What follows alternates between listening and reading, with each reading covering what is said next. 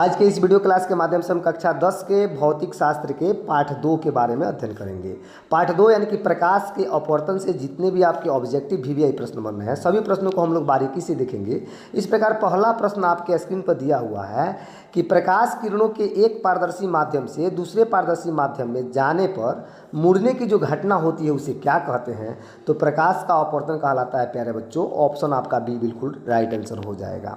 अगले प्रश्न की बात करते हैं। प्रश्न आपसे कहा जा रहा है कि प्रकाश के अपवर्तन के कितने नियम हैं। देखिए, प्रकाश के अपवर्तन हो या परावर्तन हो, दोनों का जो है 2 नियम होता है, अतः ऑप्शन आपका बी बिल्कुल राइट आंसर बन जाएगा। अगले प्रश्न की बात करें। प्रश्न आपके स्क्रीन पर है। कह रहा है इसमें कि यदि आई आपतन कोण और आर परावर्तन कोण हो तो अपवर्तन के नियम से निर्धारित होता है। यानी अपवर्तन के नियम क्या निर्धारित करता है, तो साइन आई बट्टा साइन आर एक जो है नियतांक होता है, यानी कि कांस्टेंट होता है। ऑप्शन ए आपका बिल्कुल राइट आंसर बन जाएगा। अगले प्रश्न की बात करते हैं। प्रश्न कहा जा रहा है इसमें कि निर्वात में प्रकाश की चाल होती है। निर्वात में प्रकाश की चाल कितनी होती है, तो 3 × 10⁸ किलोमीटर प्रति सेकेंड। ऑप्शन सी बिल्कुल आपका राइट आंसर है। अगले प्रश्न की बात करते हैं। प्रश्न कह रहा है इसमें कि प्रकाश की चाल विभिन्न माध्यमों में, यानी कि प्रकाश की चाल जो है भिन्न भिन्न माध्यमों में भिन्न भिन्न होती है, अतः विभिन्न माध्यमों में कैसी होगी, तो भिन्न भिन्न। ऑप्शन ए इसका राइट आंसर बन जाएगा। अगले प्रश्न की बात करते हैं। प्रश्न आपसे कह रहा है कि वायु में प्रकाश की चाल निर्वात की अपेक्षा क्या होती है। वायु में प्रकाश की चाल निर्वात की अपेक्षा कम होती है। इसलिए तो कहा गया है प्यारे बच्चों कि वायु की जो चाल है अधिकतम वह निर्वात में ही होती है, जिसको बताया गया है 3 × 10⁸ किलोमीटर प्रति सेकेंड। अतः ऑप्शन ए आपका बिल्कुल राइट आंसर हो जाएगा इस प्रश्न का। अगले प्रश्न की बात करते हैं। प्रश्न कह रहा है इसमें कि इनमें से किस माध्यम में प्रकाश की चाल सबसे अधिक होगी। यानी जो माध्यम इसमें से जो विरल होगा उसमें ही प्रकाश की चाल अधिक होगी। तो ऑप्शन इसमें दिया है हीरा, जल, वायु और जो है शीशा दिया हुआ है। तो इसमें जो आपका ऑप्शन बन जाएगा जल बन जाएगा प्यारे बच्चों। ऑप्शन बी आपका बिल्कुल राइट आंसर बन जाएगा। अगले प्रश्न की बात करते हैं। कह रहा है इसमें कि निम्न में कौन सा पदार्थ लेंस बनाने के लिए प्रयुक्त नहीं होता है। तो लेंस बनाने के लिए प्रयुक्त कौन सा पदार्थ नहीं होता है, तो इसमें ऑप्शन है कांच, जल, प्लास्टिक, ये सभी का होता है, बट मिट्टी का नहीं होता है प्यारे बच्चों। ऑप्शन डी आपका राइट आंसर बन जाएगा। देखिए, इस तरह से बारीकी क्वेश्चन बिल्कुल ही आपके एग्जाम के दृष्टिकोण से है, तो आप सभी इसमें अंत तक बन रहे हैं, देखते रहें, बिल्कुल ही आप लोग के लिए इंपॉर्टेंट क्लास है। कह रहे इसमें कौन सा लेंस अपसारी लेंस भी कहलाता है। देखिए, जहाँ भी अपसारी लेंस की बात कही जाए तो अपसारी यानी कि अवतल लेंस प्यारे बच्चों। ऑप्शन आपका ए बिल्कुल राइट आंसर बन जाएगा। अगले प्रश्न की बात करते हैं। प्रश्न कहा जा रहा है इसमें कि किस लेंस को जो है अभिसारी लेंस कहते हैं। तो अभिसारी यानी उत्तल लेंस। सीधे ऑप्शन आप बी के साथ जा रहे हैं, बिल्कुल आपका राइट आंसर बन रहा है। देखिए, अगले प्रश्न की बात करते हैं। प्रश्न आपसे कह रहा है इसमें कि शब्दकोश के छोटे छोटे अक्षरों को पढ़ने के लिए शब्दकोश के छोटे छोटे अक्षरों को पढ़ने के लिए कौन सा लेंस उपयुक्त होता है। तो उसके लिए हम उत्तल लेंस का प्रयोग करते हैं प्यारे बच्चों। ऑप्शन आपका बी बिल्कुल राइट आंसर हो जाएगा।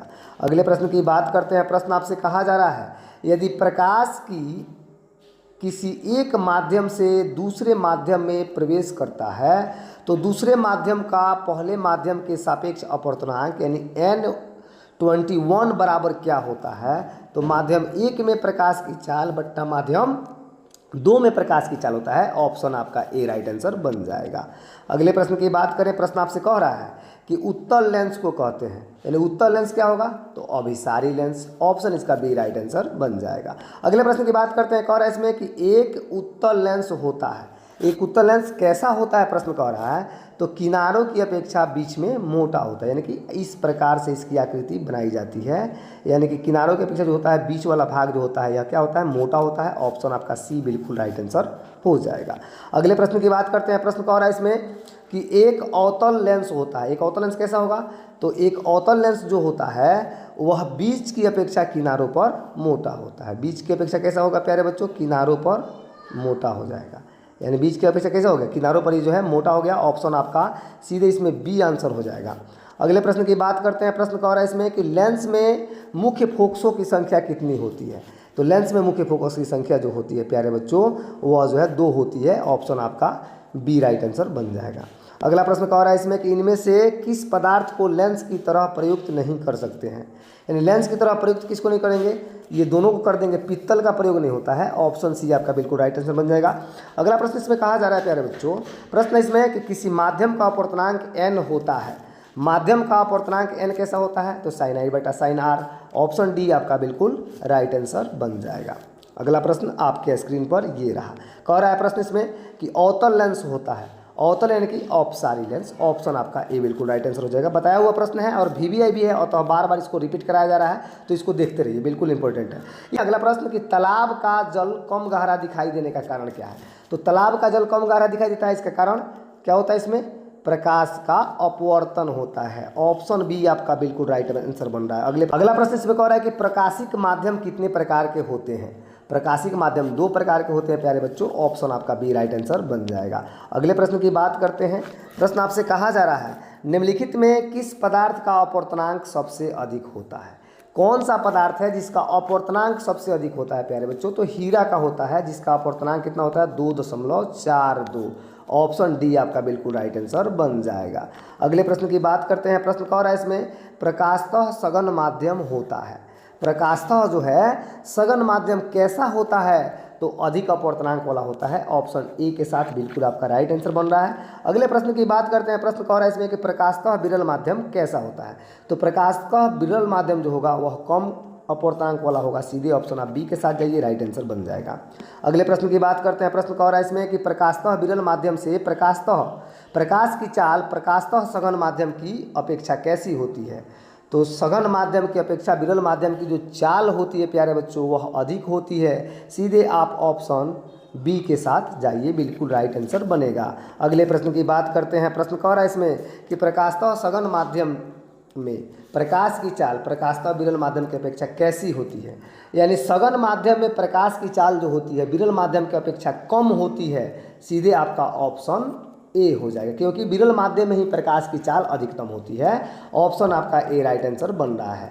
अगला प्रश्न कह रहा है इसमें कि किसी माध्यम का अपवर्तनांक उस माध्यम के प्रकाश की चाल का क्या होता है, तो व्युत्क्रमानुपाती होता है। ऑप्शन सी आपका बिल्कुल राइट आंसर हो जाएगा।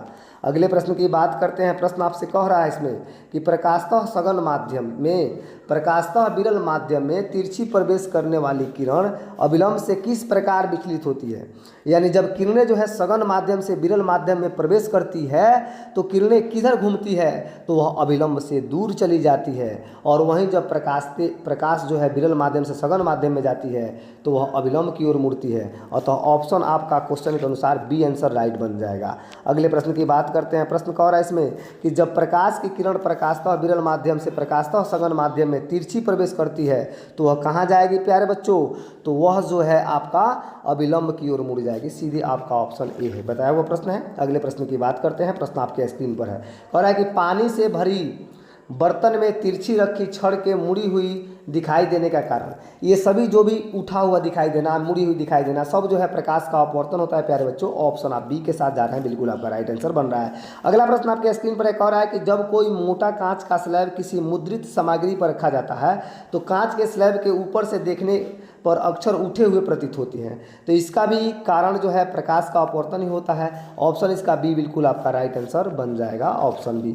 अगले प्रश्न की बात करते हैं। प्रश्न कह रहा है इसमें कि आभासी प्रतिबिंब बनता है, आभासी प्रतिबिंब आपका कहाँ बनता है प्रश्न कर रहा है, तो दर्पण और लेंस दोनों के द्वारा जो है वस्तु के विपरीत ओर बनता है, यानी वस्तु के उल्टा। और सीधे आप ऑप्शन बी के साथ बिल्कुल आपका राइट आंसर है। अगले प्रश्न की बात करते हैं। प्रश्न कह रहा है कि वास्तविक प्रतिबिंब बनता है, देखिए सीधे इसका उल्टा हो जाएगा।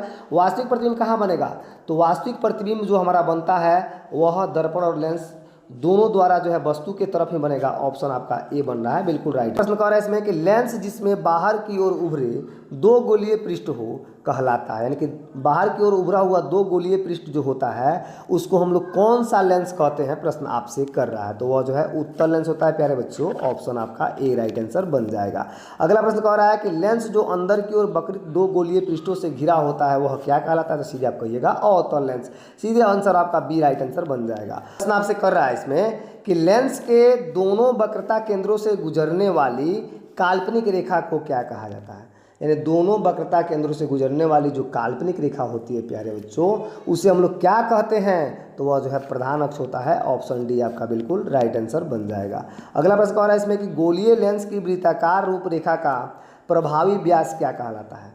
गोलीय लेंस के वृत्ताकार रूपरेखा का जो प्रभावी व्यास होता है उसे हम लोग द्वारक के नाम से जानते हैं प्यारे बच्चों। ऑप्शन सी आपका बिल्कुल राइट आंसर हो जाए। प्रश्न इसमें कह रहा है कि किसी बिंदु से होकर जाने वाली प्रकाश किरणें लेंस से अपवर्तन के बाद बिना विचलन के सीधे निकल जाती है, तो कहाँ से निकलती है, तो लेंस के मुख्य फोकस से।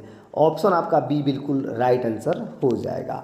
अगला प्रश्न आपके स्क्रीन पर है, कहा जा रहा है इसमें प्रश्न कि उत्तल लेंस की फोकस दूरी होती है। देखिए आप लोग को बता दें कि उत्तल लेंस की फोकस दूरी जो होती है धनात्मक होती है। इसके लिए ट्रिक होता है, देखिए उत्तल, इसमें 3 शब्द होते हैं, उसी प्रकार प्लस में भी 3 शब्द बन रहे हैं, अतः 3 से आप मिला लीजिए, जो भी ये बन रहा है यह उत्तल लेंस के लिए जो है धनात्मक। अगर आपका भी सपना है कि 2025 में टॉप करें, तो इसके लिए जो है आप सभी इस चैनल के साथ में जुड़े रहें, सब्सक्राइब करके रखें ताकि आने वाले वीडियो का नोटिफिकेशन आप लोगों को सबसे पहले मिले।